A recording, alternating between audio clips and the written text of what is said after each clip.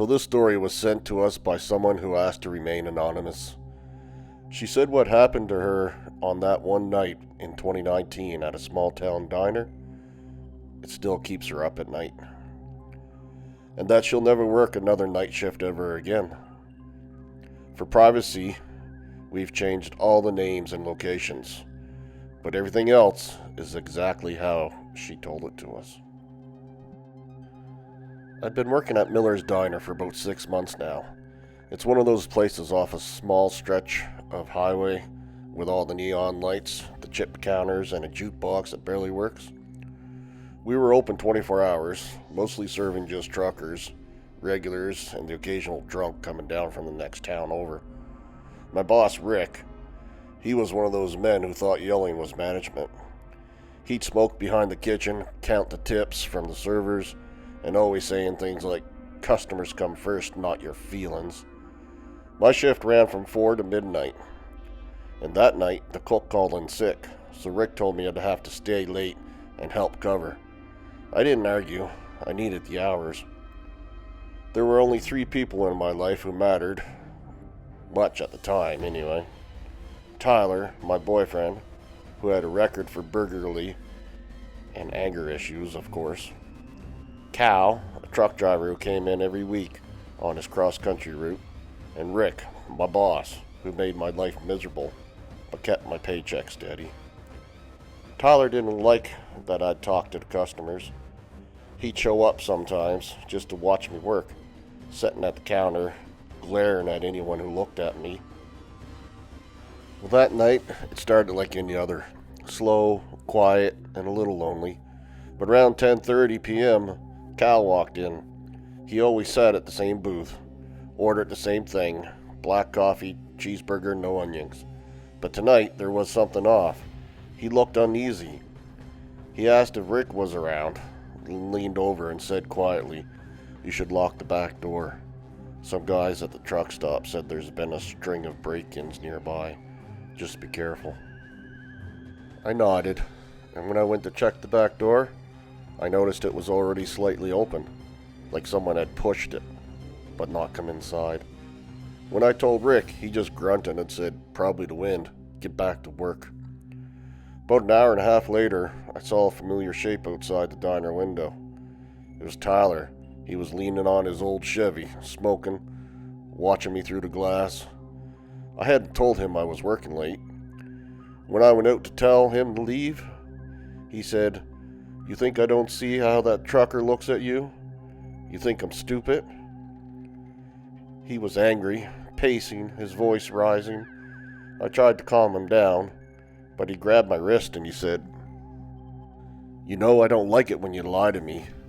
I pulled away, went back inside, and locked the door. Rick saw everything through the window, but didn't come out. He just muttered, "Handle your personal crap outside of work." Cal saw my face when I came back in. He didn't say much, just slid his phone across the table and said, "If he calls back, call me first. I'll be on channel 9 if I'm still around." By midnight, the place was empty. I started cleaning, trying to shake off the feeling that someone was still watching. Then I heard the sound of metal scraping at the back door. Slow, deliberate like. When I went to check, I saw the door was open again.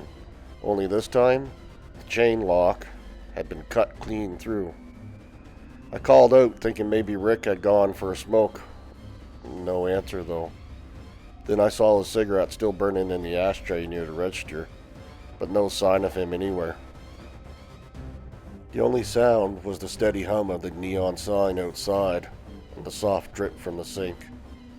When I turned back towards the kitchen, someone was standing there, a tall shadow, just inside the door. I recognized the voice first. "You never learn, do you?" It was Tyler. He was wearing gloves. His eyes were bloodshot.